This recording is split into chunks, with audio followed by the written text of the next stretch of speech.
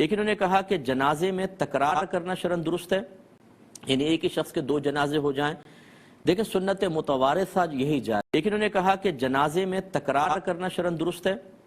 یعنی ایک ہی شخص کے دو جنازے ہو جائیں۔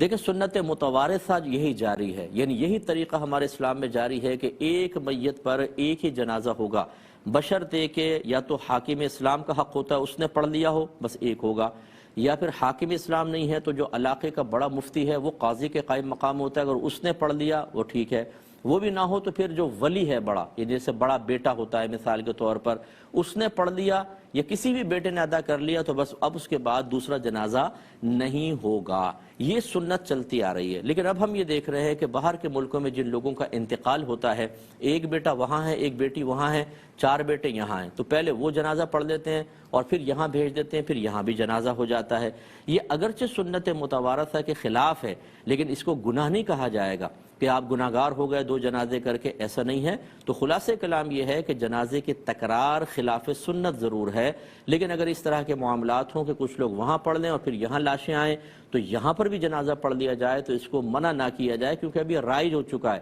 آپ روکیں گے خواہ فتنہ فساد ہوگا، یہاں والے کہیں گے بھئی ہم اپنے ابا جان کی جنازہ نہ پڑھیں،